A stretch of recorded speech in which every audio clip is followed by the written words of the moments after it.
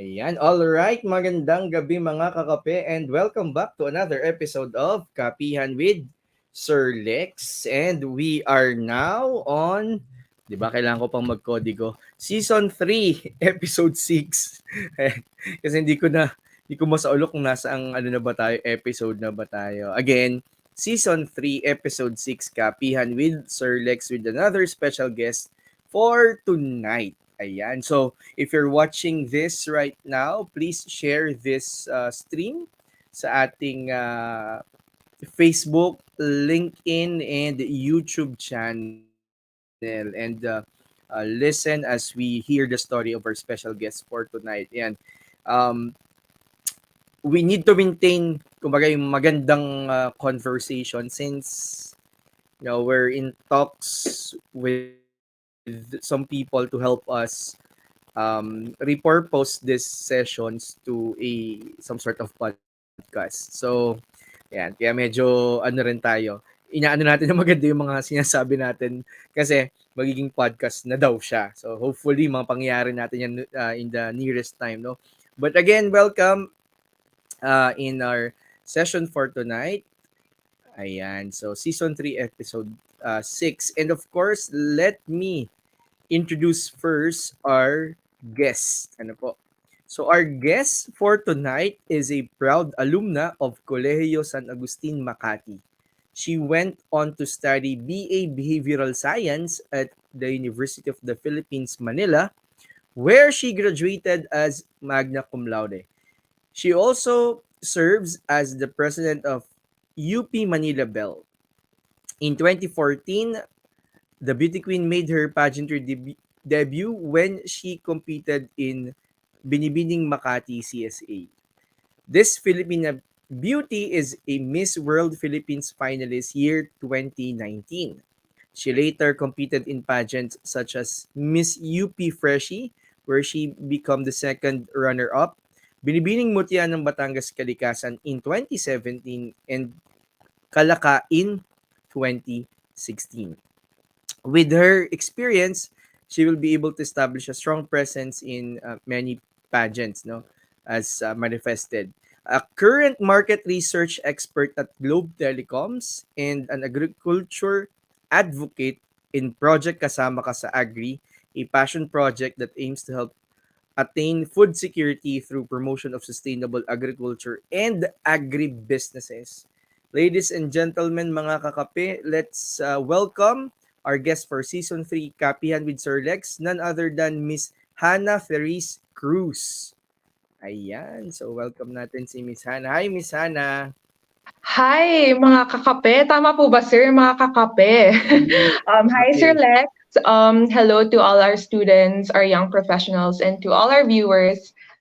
Thank you so much for having me. Ayan, so we were talking dun sa background na parang just to tell you the context, paano ko ba lagi ko kasi binabanggit, paano ko ba nasa search or paano ko ba na-invite tong Mm-mm. mga guest na gine-guest natin dito sa episode. So, I have this former student, yan, si Mm-mm. Jeff Narvacan. Hi Jeff, if you're watching. So nakita ko sa post niya na parang being featured into some sort of a project or and whatnot. So parang sabi ko, sige nga, i-trace ko kung sino yung involved dito. And then I saw yung profile ni Miss Hannah and then I've seen na, okay, interesting yung ginagawa niya. So, of course, as you may already know, no, sa mga kakapi natin, ito yung gusto natin marinig yung mga kwento nila and the projects that they're doing. And here we are, yan, we have Miss Hannah in our show. And so, Miss Hannah, nasan ka ba ngayon? Ngayon, while we're doing this, Okay, I'm actually joining from the office, still here, fresh from work. So my work ends at 6, but I did not want to risk it because of the Manila traffic, so decided to take this call here in the office. Right. All right. Thank you kasi you pretty much you stayed late for sa work just to accommodate us. Ayan. Of So, course, of course. When I saw this platform, natuwa ako kasi I actually need resources then as a young professional. Hear stories of my fellow young professionals, also students. So natuwa ako na, may ganito palang platform. So thank you for inviting me. Sure, no worries. And yeah, you're correct, no? When you say platform, itong Kapihan, and also we have like a learning management system kasi that Mm-mm. offers free education and e-learning courses para sa mga young Oh, professionals and students, no, especially during the pandemic. So if konting ano lang, shameless promotion, if you yeah. want to go to and visit aslakespeech.com, you'll find good courses on innovation, sustainability, analytics, and continuous improvement. But anyways, going back. So, yun nga, you're let's talk about what you're doing na project later on. But Mm-mm. based on your profile, it says that you're a graduate of BA Behavioral Science. Ayan. So why choose the course? I mean, it's not for me ha. I mean, hindi siya ganoon ka-popular na course. But you have like this recall na okay, ito pala yung course niya. So alam ka agad ng mga tao. Can you tell us like Mhm. what's the story behind you choosing behavioral science as your college degree? Okay, so for those who don't know, BA Behavioral Sciences has three pillars. So that's psychology, anthropology, and sociology. So I originally decided to pick that course because I wanted to be a clinical psych initially. When I was back in high school, that was my dream profession. So I heard that UP Manila is very good when it comes to in white medicine or yung mga anything medicine related. So yeah, I was thinking that maybe BE Behavioral Sciences would really help me either become a clinical psych or a psychiatrist. And um, I wasn't really sure fully, honestly, when I started. Pero I learned to love the course. I actually enjoy na it's not all psych. There's anthropology, there's sociology. So very interesting and dynamic. And also there's a lot of research into it. So that's actually how I got into research. Parang ang sarap pala mag-research. So yun. Or Alright, so thank you for mentioning that, no. So yung behavioral science, you mentioned may tatlong pillars, no. So I Yeah. think medyo malawak din siya, no.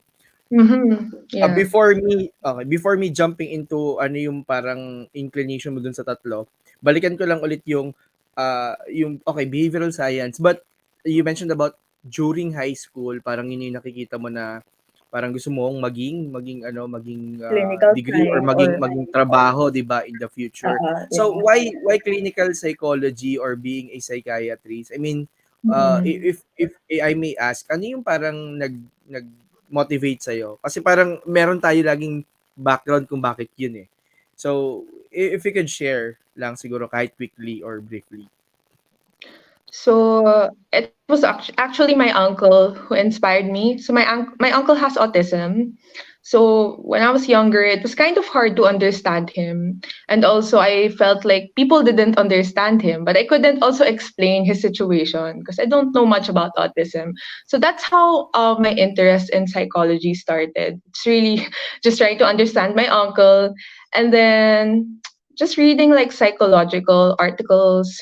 It really made me interested to know about not just my uncle but the people around me, to know more about myself. Kasi 'di ba, sobrang interesting to learn more about people. Like it's never tiring. Kasi parang wow, that's why pala I reacted that way, or that's why people react that way. So parang I just really found joy in understanding myself and the people around me. Correct. And I mean, psychology, I can still remember when we were still in college, first year, it's Mhm. part of the curriculum. So that's one of Oh, the okay, subject yeah. that I really, parang introduction to psychology or something like Mm-mm. that. And then I really enjoyed also that since I'm also an advocate ng, parang for you to be successful, it's very important that you really know who you are and what you can do, Right. understand Mm-mm. yourself, your strengths and all that. So, kaya Mhm. ko kaya ako tinanong kasi I really wanted to understand bakit Yeah. kaya siya nagpunta dun sa ano na yun. So, Mm. some people call your flock or your group like behavioral scientist, 'di ba? I mean, Oo. that's one term that they use. So, going back dun sa tatlong pillars, um, what or which do you consider as your like parang specialization right now? Or parang Hmm, saan ka inclined dun sa tatlo? Right now, well, I guess as a researcher right now, I kind of used all three. Like I realized how the course is so interesting Mm, because of course they're interdisciplinary. Oh, you all mm, need those three nga pala to be able to research because syempre you don't mm, just understand the mind. You have to understand culture, which is the core of anthropology. You have to understand society. So I guess it's not about picking one of those three pillars. It's really learning how you kind of jive mhm. everything you've learned in those three pillars and use them to be a better researcher. Correct. All right. So that's a very good answer. Na it needs integration, not just Right. speaking, no.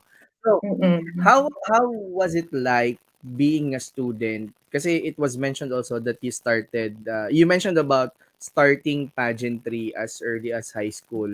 So, Yeah. going to college, I think you were able to do that. So, how was it Mhm. like juggling studies, pageantry, and nakita ko there was like a year that you were the president of UP Manila Bell, okay, which is Right. if I'm not mistaken parang an all girl bato na ano Mm-mm. na organization that supports Right. arts, singing, dancing, parang gano'n, no? So Mm-mm. how was it like? Kasi may mga students tayo na they keep on I mean they wanted to be like student officers. They wanted to do something aside from studies during college, like a form of parang pinaka-mental health break nila yon. Pero they're quite Yeah. afraid of how they could juggle their time and such. Baka meron kang tip or maybe you could share the story of how Mhm. you were able to, went through all that all at the same time. Yeah, going back, I was really juggling a lot. Like, ngayon ko lang din na-realize, I was juggling a lot back in college. Besides from being into pageantry and being a president of UP Manila Bell. So I was also the editor-in-chief pala of our yearbook. So parang there are a lot of things I was doing. What really motivated me was, I guess there was no one pushing me. It was really internal. I just felt like I just couldn't hide the talents I have. So parang I saw this as opportunities to be able to share what I have. Diba? We couldn't just bury our talents. So I wanted to let it shine at that time. Of course, and there were also a lot of hesitations na paano kung hindi ko nga mapagsabay-sabay ito. But then I realized, Sir Lex, na wow, parang I was doing better academically when I was involved in a lot of organizations. Kasi parang yun talaga yung nagkakabalance yung buhay ko. I wasn't so stressed about studying all the time. Whenever 6 p.m. comes, training time na, parang nakakalimutan ko lahat ng worries about studies and I get to do the things na I love. So it really helps pala talaga to follow your passion. Because, yeah, it gives so much more energy, so much more thrill to life. Kaya that's how I managed it. And of course, it also helps to have a lot of people by your side. I met the best people in college through being open dyan sa org. So yeah, that really helped meeting a lot of new people as well. Right? And I think you were able to juggle it perfectly. I mean, strongly kasi you ended strong with all these things that are happening on top of the studies, all the extracurriculars, Mhm. if I would use the term. You still graduated magna cum laude. 'Di ba? So that says a lot. I mean, hindi lang siya parang studies and studies and studies. So you were really into this space of pageantry and all other Mhm. things like related to that and advocacies and such when you were still in college.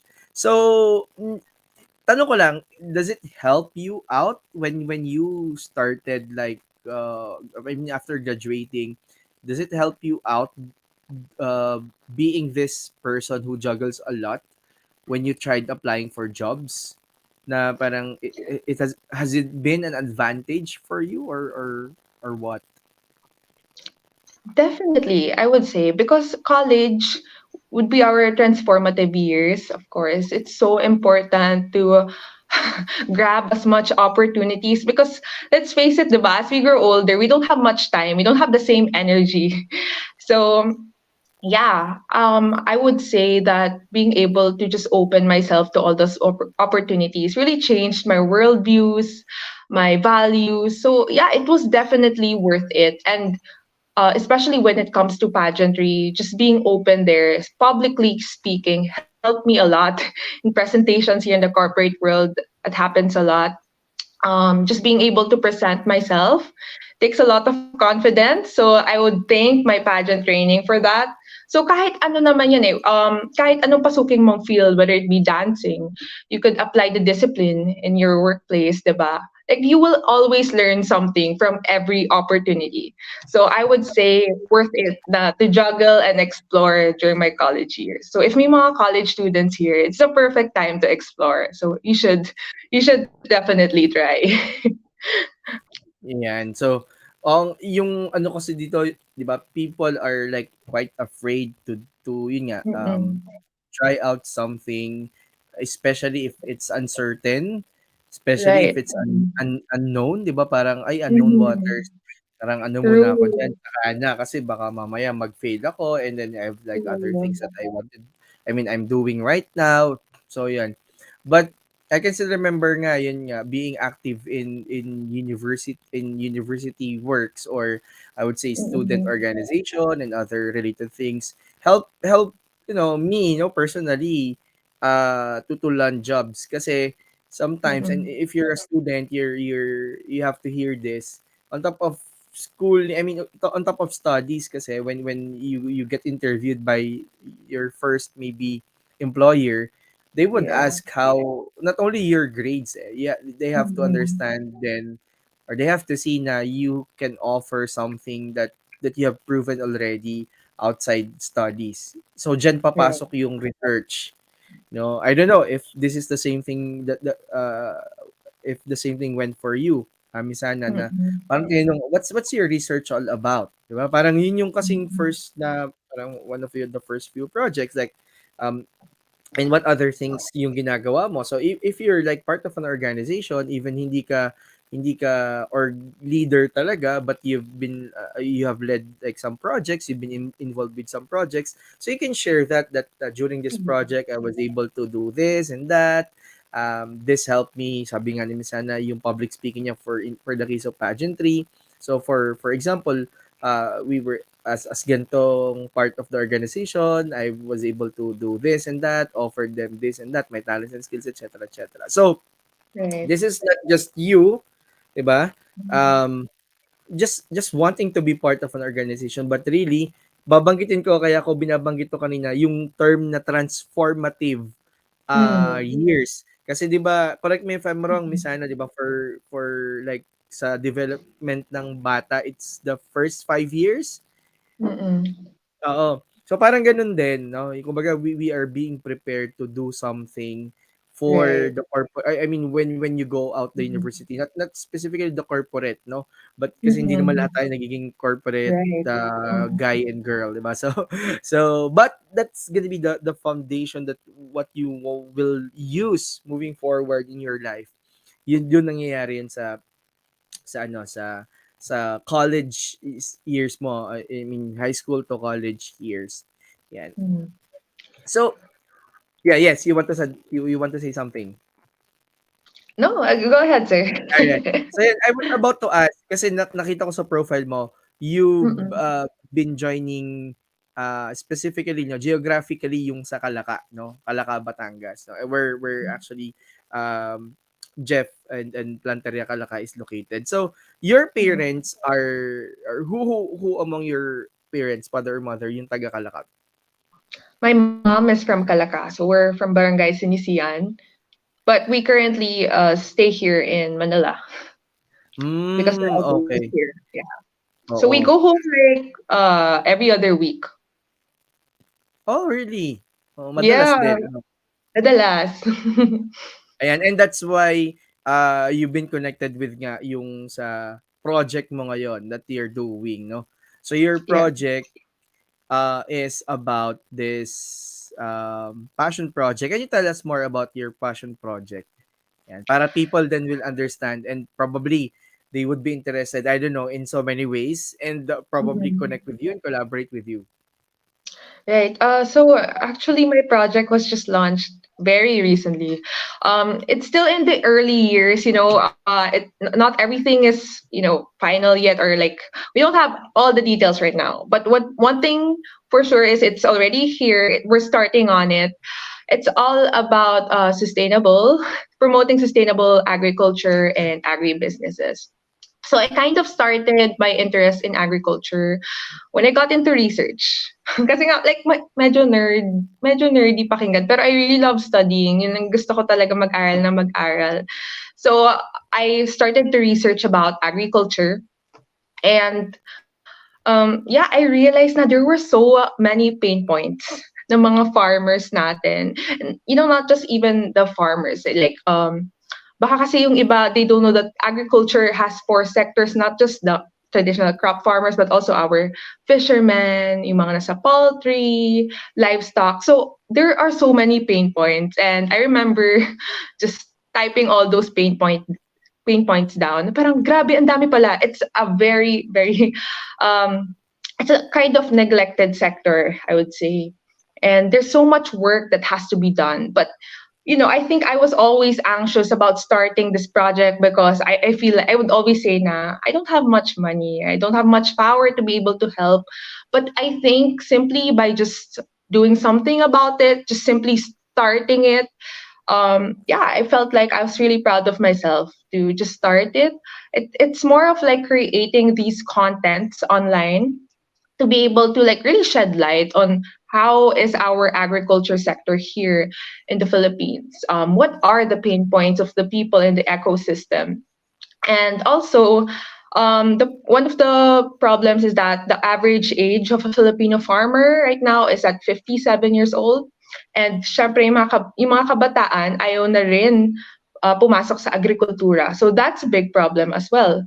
So as as a part of the youth pa naman, 'di ba? Part of the youth sector, I really wanted to kind of encourage my fellow young professionals or even students to actually get into the conversation. Maybe this would also spark some interest sa kanila to get into agriculture or simply be an advocate or simply know about the situation of agriculture here in the Philippines.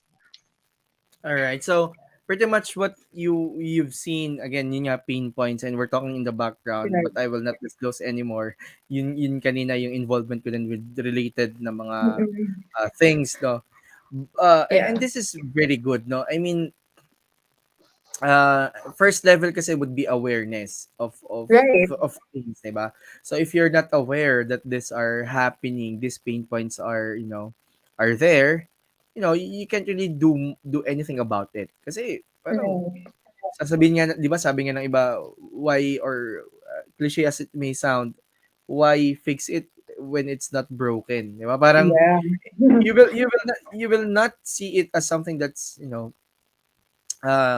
insufficient or has a gap or of some sort, or like pain points, because hindi mo naman alam kung ano talaga yung nangyayari, and Right. you're telling about pain points, no, which are, very good kumbaga areas to start off something that would address those. But unless otherwise Mhm. they've known these pain points, or they know these pain points, they can't really contribute to, they can really contribute anything. So Right. this is a really bold and good move that you have, no.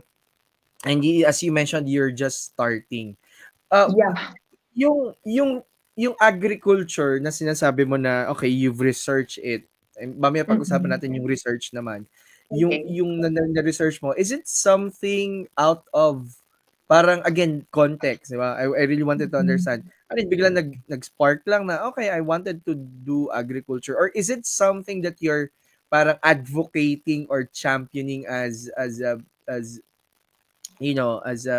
beauty, as a, kumbaga, beauty pageant, na person, parang ganun. Na okay, one of my advocacies will be this and this and this. 'Di ba kasi possible 'yun eh. So I want to understand if ganun ba siya. Mm-mm. So actually, when I joined Miss World, the advocacy I brought with me was mental health awareness. So syempre nagulat yung mga tao. Akala ko ba mental health advocate ka? Why get into agriculture all of a sudden? But I believe naman we're not confined to just one advocacy. We could fight for things we believe in. We are plural, diba? We're not just confined to one thing. Not because I graduated Bisay, parang mako-confine na ako dun sa mental health advocacy. So what really triggered me was I was assigned actually a project also here in my current job about agriculture. And that's when I started to research about it din talaga. And it really stayed with me. Parang it's not just a project na okay, I'm done, pass, and then okay na. No, it really stayed with me. Parang it really opened my eyes na how much I don't know about this. And looking back, I'm not sure if natuturo ba talaga sa school to. Like, meron ba talagang agriculture literacy? Is it really part of the curriculum ng mga bata? I mean, looking back, parang first time ko nalalaman nung nag-research ako. And the fact that it has been bothering me, I know that I have to do something about it. Like, I felt like, no, this is more than just a job. This is more than just one project. It's something I want to bring with me. It's something I want to advocate for. And, I'm not doing this just because I'm into pageant. Like, I just don't want to see it that way na parang, you know, mag-a-advocacy ka kasi nagpa-pageant ka. It has to be another way around eh. Maybe like may advocacy ka talaga and you want to use pageantry to really promote what you fight for. So I think if given the opportunity to be part of a national pageant again, that I'll gladly share this advocacy. But with or without pageant, this is something I'm passionate about. Ayan, yan. The reason why I ask also is for people to understand kasi sometimes, Mhm. of course, they have this people have different lenses, different perspectives, Right. and you Mm. mentioned very good points na it's not me being or coming from the pageant world, pageant Mm-mm. landscape. That's why I wanted to advocate for this. It's Yeah. me, parang as you, that you wanted to advocate, parang ganon. Something that you see is worth advocating and that people that people should know about. And pageant being a platform to, to reach more people, something like that. So yun Yeah. naman I think yun naman talaga dapat yung Yeah. that should be the case, not the other way around. But of Not course, the other we way respect, around. Mm-mm. of course, but we respect, of course, yung interest in every person that is involved in that particular landscape. So, but you mentioned about uh, parang people would ask about you being a mental health advocate because of your background and Mm-mm. you wanted to shift into like agriculture. When you're telling that, bigla ko na-realize because I'm now enrolled in my PhD in industrial Mm-mm. engineering, no? So, hi sa mga prof ko dyan. So, at nagre-research, puro research talaga. Isang subject, you need to have a research. So, Mm-mm. bigla ko na-realize kasi of course, mental health has been a very good parang thing that happened. I mean, awareness and all that. Kasi parang it has been kept in in in in this parang drawers na hindi dapat Right. pag-usapan. Parang Mm. I don't know if it's the correct term, pero parang tabu pag-usapan, hindi or parang Mm. nagiging laughing ano lang siya, laughing joke. 'Di ba? Parang ako very guilty ako doon na parang dati I'm not aware fully of the implications Mm. and all that. But when I was exposed to this nga awareness, parang okay, so may mga bagay ako na dapat hindi ginagawa dati. So it has been a realization for me. So when you're talking about mental health and agriculture, I don't know if there has been many researches or studies so far that integrates the two. Okay? So, 'di Mm. ba? I don't know if you if Interesting. Yeah. it came to you na kasi 'di ba Mm. when you talk about and this is typically coming from my background ha. I've mentioned to you na Mm. ako galing ako sa family ng farmers. May yung nagpalaki sa akin na Mm. lolo and lola ko na they're now all in a better place. Ganun talaga yung ano. But so that particular section or segment of the society, yung ganung level ng sa ano yung mga farmers. Of course, di pa iba pa yung ibang context, no? Like yung Right. ibang parts ng sectors ng agriculture. I mean, I think there's like some sort of parang mental health related na areas that could be a good research interest or research Right. area. 'Di ba? Parang Mm. paano kasi 'di ba they have limited resources. So with these limited Mm-mm. resources and of course the entire supply chain and ecosystem of how agriculture works, especially here in the Philippines, how are how are these things affecting them and their mental health? Parang Right. gano'n, 'di ba? That's Kasi interesting. 'di ba Yeah. I've seen kasi people na parang Mm-mm. they have to think very kumbaga parang, paano yung kakainin namin, paano yung 'di ba para and I think hindi yun na-experience ng ibang ng lahat. I mean, hindi Yeah. yun para sa lahat para ma-experience nila. But these people from no from the agriculture sector, I think no. Again, this is some research interest that you could explore further since you're now like someone that is yung behavioral scientist plus yung 'di ba yung yung sa agriculture. And you Mm. mentioned also not I mean no one or not no one but very small number siguro of people are interested to go farming. 'Di ba? Parang Mm. meron ngayon kasi parang modern farmers like for example si Jeff ganyan no and some guys that I know pero hindi enough 'yon. Kasi if you're talking about Yeah. your passion project, yung project kasama ka sa agri, 'di ba parang you Yeah. would want to use that to share the pain points and not only share the pain points but how basically to highlight this business and these people who are Yeah. creating change through their agripreneurial, I would say Mhm. agripreneurial na mga activities, no? 'Di ba? So, ayun 'no, parang baka puwede natin tingnan kung paano mas may encourage din.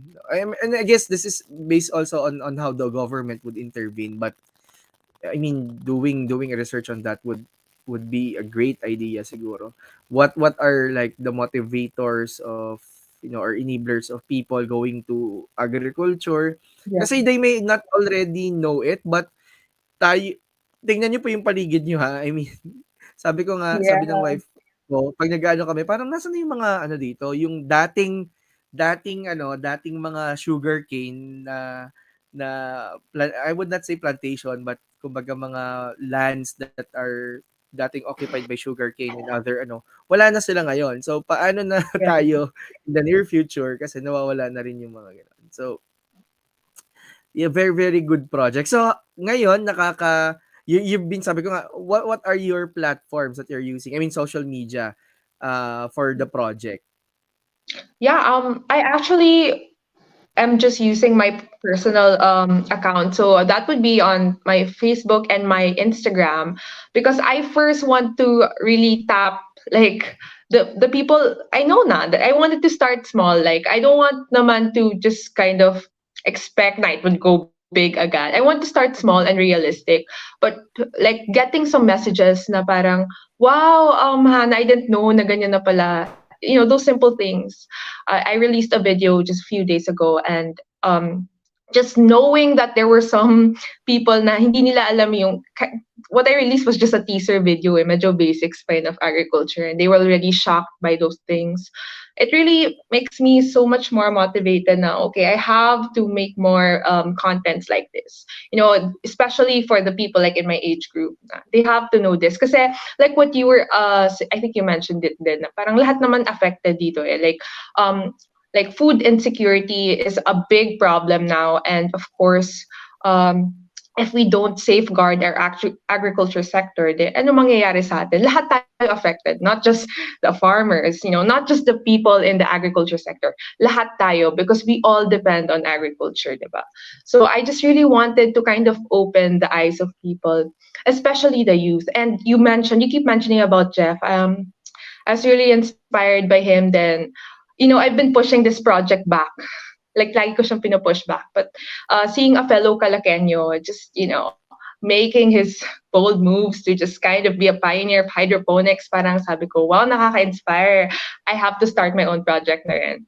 So, that's what I wanted to show din na parang if ever, di ba, may mga kabataan na ang tingin sa agriculture, ayoko pumunta dyan kasi magbibilad sa araw. You know, there's this stigma eh. It's sad. It's a sad truth. But that's the stigma sa mga kabataan. Kaya they don't want to be farmers. But I want to show like young people like Jeff, 'di ba? Na he's into farming, he's using hydroponics. I want to show na marami pang opportunities in agri. You know, it's not just the traditional farming. We could make use of agri-tech. There are a lot of emerging trends that we could explore, and that's hopefully how we can capture the youth because of course yung mga kabataan, they're more attracted to technology. So of course we can't just do that in a snap, but I'm just glad to be starting somewhere. Correct. I mean, the hardest step naman is always the first step, and Right. you've already break into it na okay, nakapag first step na ako, and Yeah. um believe me when I say this, magtutuloy-tuloy na 'yan kasi Yeah. I have done a lot of things na parang sige gawin natin kasi when you don't do it, you can see whether magiging okay ba siya or hindi. And Yeah. then a lot of people are afraid to take the first step. A lot of True. people are really afraid to take the first step. Na parang yun nga uncertain, unknown, but Mm-mm. sabi ko nga if you will always, and this is a very commonly used na if you always do what you always did, you will always get what you always got. So if you do Wow. not, 'di ba, parang change the things that you're doing, or maybe kasi Mm-mm. parang yung routine mo yun na yun, 'di ba? So Yeah. parang gusto ko i-break yung routine ko by starting this one, this particular passion project. So you've Yeah. done that already, and you mentioned that there's gonna be like people who will be supporting you from the looks of, or and from the experience of posting some snippets and all that. Yeah. And um there are like I think ASEAN Foundation, kasi medyo na-involved din ako sa mga programs nila. I keep on looking at Mm-mm. there's a lot of things that they're doing, the ASEAN Foundation. And there's like this, what do you call this? Parang cohort of people, young professionals, that Mm-mm. they'll willing to give funding for projects na like Wow. this. Yeah, I Mm-mm. can share it to you offline kasi nag-apply din ako for education, of course. Education yung ano namin eh. Yeah. So, Mm-mm. pero malaki kasi yung funding nila eh for a project. So, Mm-mm. baka it could help you out. And also to Mm-mm. to finance yung mga kailangan. And going Yeah. back lang dun sa agriculture, no. Yeah, there's a Mm-mm. lot of opportunities. I mean, um Yes. Industry 4.0 has opened the opportunity for you mentioned about agri-tech or agricultural Yeah. technology. Yung I Mm-mm. don't know if maybe some of you or some of the people who are listening familiar sila na, or familiar or maybe not familiar, yung drone, alam niyo po yung drone, yung ginagamit Yes. sa mga kinakasal, yung parang so, gano'n, di ba? So ginagamit Mm-mm. siya ngayon to apply fertilizers. No, Yeah. not only in the Philippines. I mean, it started not in the Philippines but other maybe agricultural na country din. So we were trying to adapt, but even yung hydroponics na ginagawa Mm-mm. nila Jeff, meron na siyang parang greenhouse na parang automatic yung yung mga pag-set ng temperature, yung paglalagay ng water. So, Mm-mm. you don't have to be like a traditional farmer for you to help Yeah. itong or to address yung mga pain points natin sa agriculture. If you're like someone who's so that's fine. I mean, you can use Mm-mm. whatever interest you have in technology and integrate it with yun nga, the pain points of the people in the agriculture. That's why nabubuo yung tinatawag natin mga startups. We don't Yes. know, 'di ba?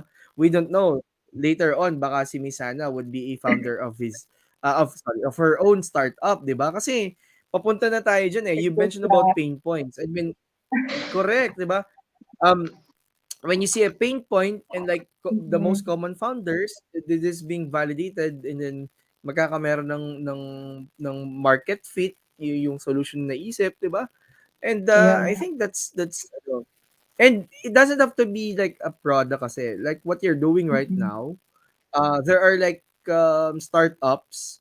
Like for example, I'm part of, or we're part of si Aslex of Arise IE, which is under the International Trade Center program in partnership with Kubo. So we're like 11 or 12 startups na nakapasok dun sa Really? program. And then some of them are, hindi, wala silang product itself, but they're like more Mhm. of an advocacy program. And then later on, nakaka-build na lang sila ng mga, I would say, product or service that supports that. For example, sila Edok Sine. Hello sa mga classmates ko dyan, ha.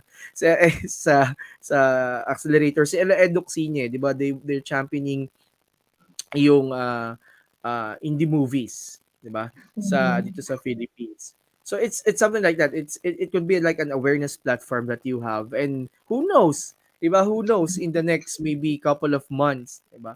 Um maging startup na siya since if Mhm. you attract this much of interest, baka 'di ba ito na yung isa sa mga maging way no to address some of the pain points of our farmers. Ayan. Sige, tingnan natin 'yan. So and if that happens, we will be supporting you since Aztec Speech Academy is one of the supporter of the UN Sustainable Development Goals, 'di ba? And Mhm. you mentioned about poverty, yung hunger. These are all key areas ng UN SDG natin. Sige po. Yeah. So, ang dami pala dito sa na nagpapabate. Wait lang. So, puntahan lang natin, no? Okay. Mhm. So, we have Maya Martinez sending the hearts. Hi, Ate Maya. Ma'am Catherine and Violet Carillo. Hi, Tita. Uh, of course, our marketing girl, si Eli. Hi, Ella. First si Jason, our creative, one of my classmate during our classmate, Mm. si Jo Madel, si Mads. May tinag siyang tao, siguro, yan. Si Janice, Hi, Tita. we have Lilette Vidal Salvacion Sakdalan. Hello. Ayan. And then someone from LinkedIn also mentioned this. Agriculture is the environment's equivalent to mental health of an individual. Taking care of nature is Wow. also taking care of yourself. Beautiful. I love that. That's a very good insight. Yan. From Teddy Grace Cruz, sending Hello. some icons. At may nagpapa-shoutout. And ano pa bang kailangan mong shoutout? Eh, ikaw na nga yung halos pinag-uusapan Yeah, dito. Josh. Ayan. Ano Plug pa na bang rin natin yung shoutout? Planteria Kalaka. Ayan. For those in Oo. Batangas, if you want to order from them, go check them The out. lettuce and they also yung salad nila. I once Yeah. had a chance to order. So baka Yeah. naman So dahil good. shinout out ka namin, baka naman pag umuwi ako ng Kalaka ay may libreng isang set. Kahit isang set lang, no. Baka naman lang, hindi naman namimilit, pero baka lang ano. And recently they launched yung ano nila sandwiches, right? So I'm Ayun excited. hindi I ko want pa to try that yun too. yung hindi ko pa natitikman, yung sandwich. But Same here. baka lang, Ayan. baka lang. Sige. We have din, ayan, si Kat from our team also. Ayan. Okay. So, tito mo pala yung Janice dyan. Yes. Alright. Hi, So, Tito. the family are here pala Of course. watching. From Miguel Canet. Ayan. Hello. So, ayun. Oy, matik daw. Oy, ano to ha? I would say national television to ha. National level yung pagsabi mo na. Oo. But anyways, so yun nga, going back. Thank you everyone for tuning in, for watching. And sorry, very quickly, ano ko lang pala, banggitin ko lang pala that this episode is brought to you by Aztec Speech Academy. Of course, in partnership with Apparel, Startup Podcast PH, and of course, Project Kasama Ka sa Agri. Ayan. And we're still tuned into Season 3, Episode 6, Kapihan with Sir Lex, featuring, of course, Miss Hanna Therese Cruz. So, okay, so ngayon, you've been busy with these projects, but you're still part, of course, of a corporate job. You have your corporate job. And I think Mhm. it's ano naman, okay lang nabanggitin siguro na you're connected with Globe, no? Of course, yes. Led by Mr. Ernest Koo, tama ba? Yeah. Yes. Okay. And trivia, si Mr. Ernest Koo po, if I'm not mistaken, is an industrial engineer himself. So, From pareho kami Lasal. ng course. Oo, Oh, yeah. So, wow. mm, so one of the very great IE here in the country. But anyways, so yung work mo sa current work mo ngayon at Globe is more of research, and you mentioned Yeah. about doing projects and all that. Yung mga research na ginagawa when it comes to companies, ano yung parang moving forward niya? I mean, is it's being consumed by the organization alone? For developing, or like of course it's gonna be an input, not to whatever purpose it may be for the organization, but is it something that you publish, just like, di ba, when you're a researcher outside the Mm. corporate sometimes, or not sometimes, but you're publishing this in journals and all that, is it something that ginagawa din ng ano ng, for example, ni Globe, or is it being used lang internally? So there are some projects that are used internally, but there are also projects na share. So recently, you were able to share to the Department of Education our project on EDUC. So what's good about the role I have now is, if you would think, no, our researchers at Globe may be confined to telco, but I'm so happy that my role is all about like the future. So my role is like in segments and future. So anything about innovation, anything about the future. So yeah, I've been really, really grateful to be given an opportunity to seek out different industries. And that's how I also got to learn more about agriculture. So yeah, it's really a very interesting job. And one thing I like about research is it's not like you're doing the same thing every single day. It's a new topic every single day. So that really excites me. Ano bang next project? What's the next thing I could learn? And I think, yeah, it's good that you're enjoying it, but we have to admit, when we were like in college, and even the college students here watching, Mm-mm. eh, parang pag sabi mong, oy, thesis na, parang, oh my God, thesis. Ito na yung parang pinnacle na requirement ng isang graduate, ng isang soon to graduate na student. So with that, baka meron kang tips lang. And this is not yet the Mhm. top 3 lessons learned, no?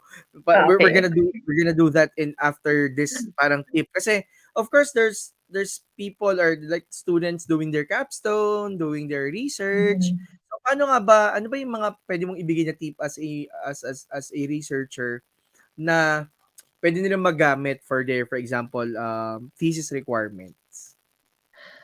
Okay, so just to give a background, my thesis back in college was the effect of pageantry to the self-esteem and achievement motivations of the local pageant candidates here in the Philippines. So, as you may guess it, no, it's something I'm very passionate about. First of all, I chose a topic na I feel like kahit magbasa ako nagbabasa all day, it's something I'm really interested in. So one thing would be choose a topic that you're genuinely interested in. And a topic na kahit paulit-ulit ka magbasa, maulit-ulit ka mag-research, parang hindi ka kaagad magsasawa because you're genuinely interested about that topic. And I'm actually glad na parang I was one of the nominees for the Best Thesis Award. And it's also because wala ring masyadong research on pageantry.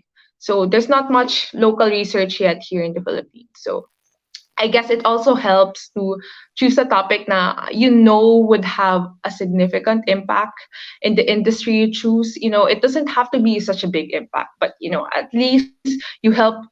Siguro pag na-publish mo yung thesis mo, diba, you'll be able to help future researchers to know more about that industry. So I'm really glad na nasa site na rin yung thesis ko. Actually, meron nga nag-trending na post na gumagawa sila ng excuse letter sa Miss Universe. Nagulat ako, tinatag ako ng mga tao na sinight pala yung thesis ko. Natawa nga ako, sabi ko, Yeah, I've seen that. natawa ako Actually, actually. hindi ako nagbabasa talaga ng, and my wife is scolding me about this kasi minsan hindi ako yung parang para basahin ko yung buong detalye. So I like select Uh-uh. lang parts. And then sabi ko, kinukuwento ko pa nga sa kanya, sabi ko, "Yun yung ano, nasa excuse letter, ganyan, ganyan." Akala ko ikaw talaga yung nandun sa excuse letter. Kasi nga nakita ko yung mga tags. Yun pala, nung tinignan ko, now that you mention, okay, yung research pala niya. Ayan. Yeah. So, yun pala yun yung context nun. But that's a Yeah. good point, no? Choose, sabi nga natin dito, choose a topic that you're genuinely interested in.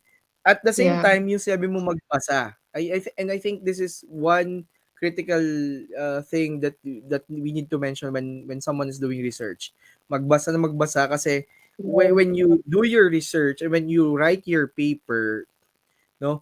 Hindi siya puwedeng opinion mo lang. Right. It's something that parang sabi ko nga sa prof ko when, kasi I'm gonna do like, a study on, extended, theory of planned behavior, ganyan-ganyan na model Mhm. for the intent in taking like trainings or specifically exam for IE, let's say. So, hindi puwedeng yung question mo pa lang dun sa survey mo ay based lang sa opinion mo. It should be something based on, the previous research. And when you Mhm. publish this, it's gonna be the reference naman. You mentioned about citation or being cited. Yeah. Ibig sabihin po nun, for those who are not yet familiar, ginagawang reference po yung research ninyo or part of your research, the findings of your research or what you've done in your research as an input, as an element when they write and do their own research paper. So ganun po yung Mhm. ano doon, no? Yun po yung context. Anything else about choosing yung ano topic? Yan. Maybe even one kahit one more na lang because in the benefit of time, nandun na tayo sa ano ng top 3 lessons learned. Pero very good kasi itong research very timely. Medyo mga pag-graduating na yung ibang mga bata. Ano pa, bukod dun sa pag-choose ng ano ng topic na align sa gusto mo or interest mo. Hmm. One thing would be, I guess, stay close to a mentor that could help you. I think one of the things that really helped me was I had the privilege naman my thesis advisor was a really good mentor. He was actually the department head of behavioral science. And you really can't know it all. Like even if magbasa ka dyan, there's always something to learn, especially from people who have more experience, who have more knowledge.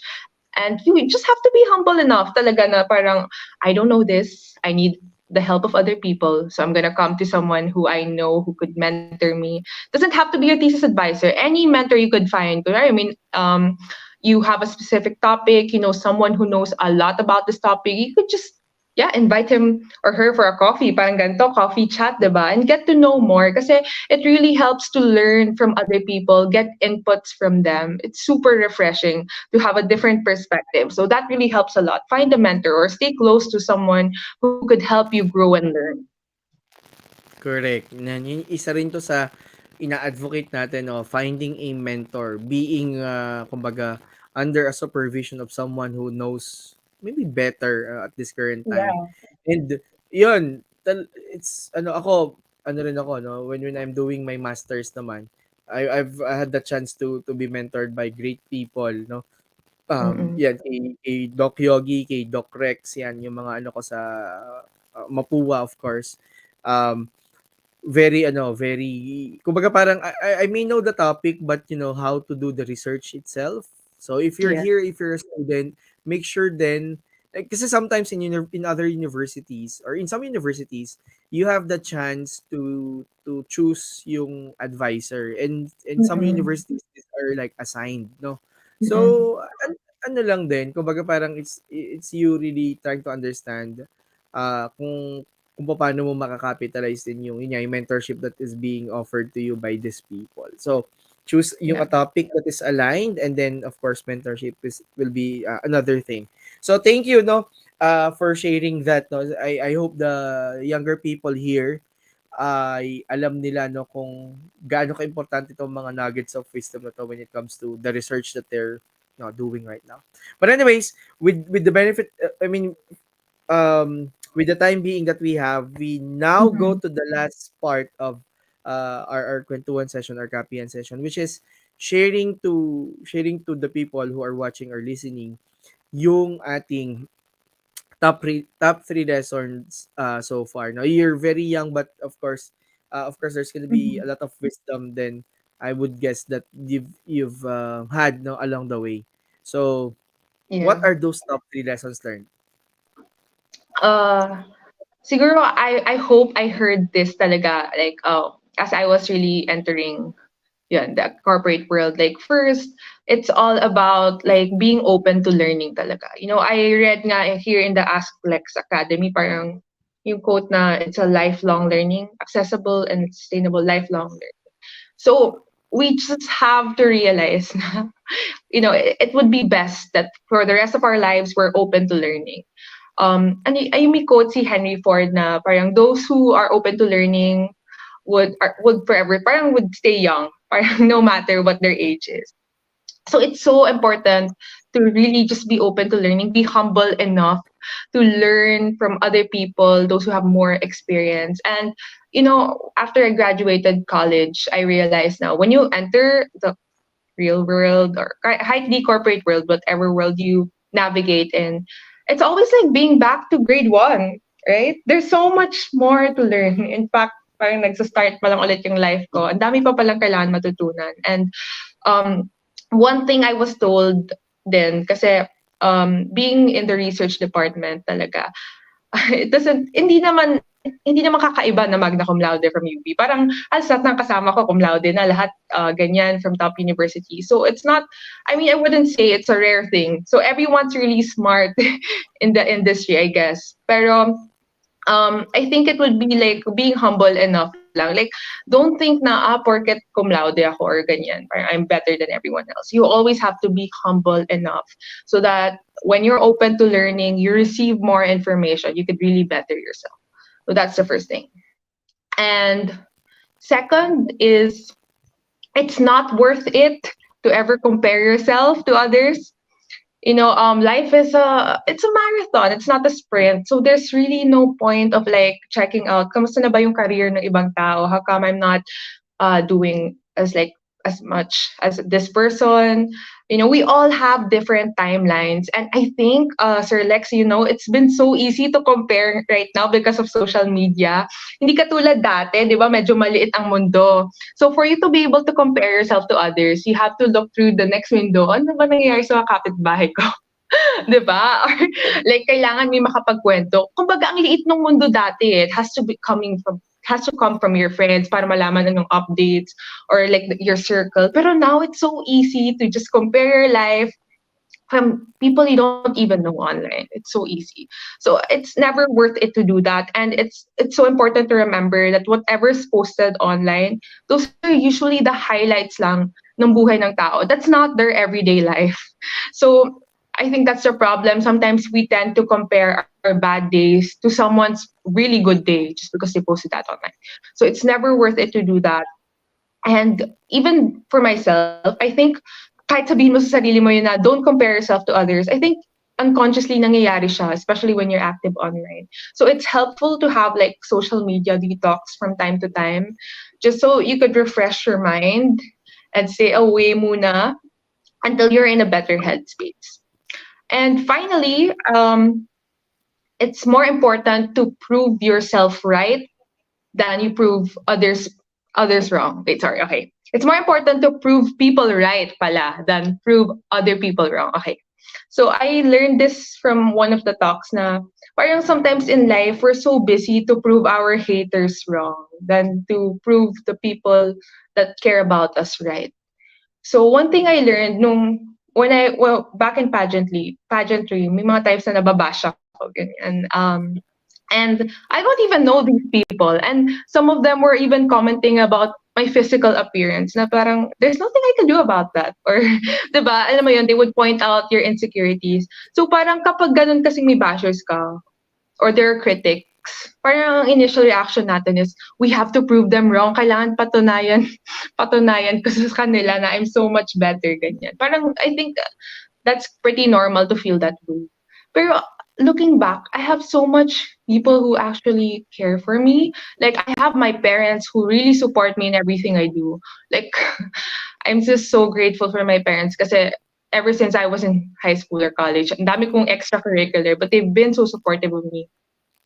I have my friends, I have my partner, I have this like social circle that really believe in me. So it's more important to prove them right. Sila yung mga naniwala sa iyo, 'di ba?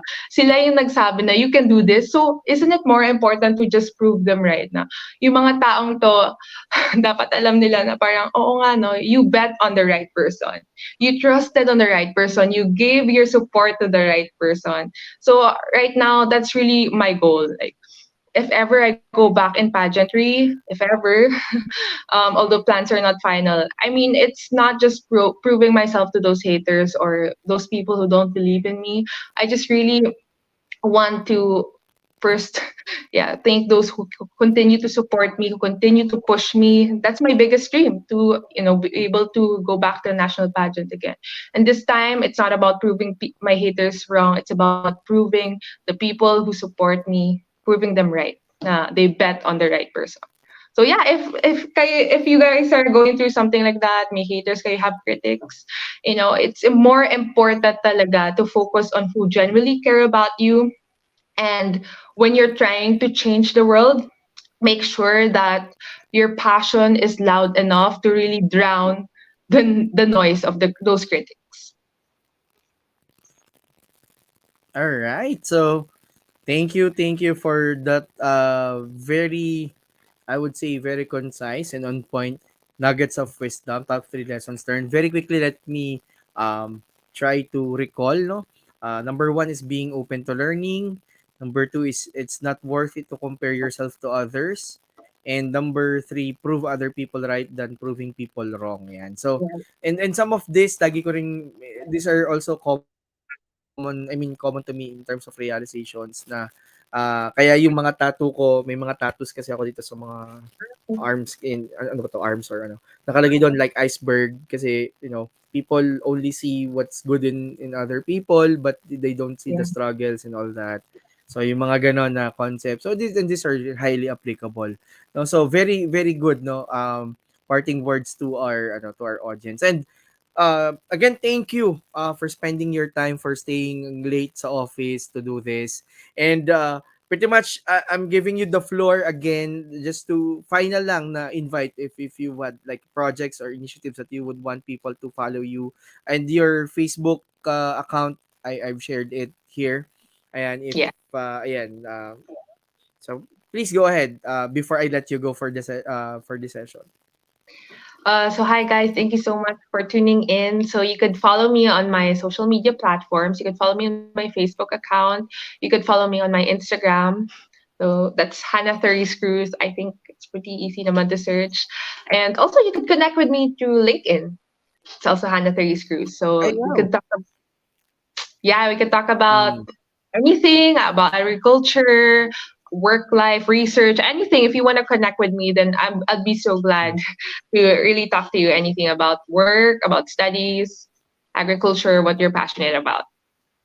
All right. So, thank you again, Miss Hannah. So naghahanap din ng speakers about research and all that. Ayan, may researcher na kayo na pwedeng puntahan na na product ng ng engagement dito sa Aslex Page Academy, specifically Kapihan. Again, maraming maraming salamat, Miss Hannah, for your time. We really appreciate it and all the things, the experience and expertise that you've shared to our audience. And you're still very young. I mean, there are so many lots of wisdom that you'll get in the way, and hopefully, when things really go well for your project, let us know. Bak pwede namang bumalik dito, no, and we can help or the community, Alpha community could help you out. Maraming salamat again, and ingat po pa uwi. Thank you. Thank you, guys. So that was Miss Hanna Therese Cruz, our season 3 episode 6 Kapihan guest. Yan. Maraming maraming salamat po ulit sa pagsama nyo sa amin, and as mentioned, this will be some sort of hopefully a podcast. So abangan nyo lang. Keep on supporting. And if you haven't had your accounts in Tuos, which is the first Filipino cloud-based data analytics platform, you can get your copy or your access to the 90-day free trial ending very soon. I think that until February na lang, no? Magiging 30 days na lang siya. So please head over to alphatuos.com. And we are planning again another masterclass, no? On Tuos, if not February, early of March. And ayan po. And of course, we are having our Engineering Day sale or Engineering Week sale. Nakalimutan ko batiin, Happy Engineering Week sa lahat ng mga ka-engineer natin dyan. So, meron po tayong sale na nagaganap on our page. Please visit our page. Not only here at Facebook, at LinkedIn, at YouTube, at Aslex PH Academy. And maraming maraming salamat po mga kape and see you on another episode of Kapihan with Sir Lex next week. Bye! Have a good night!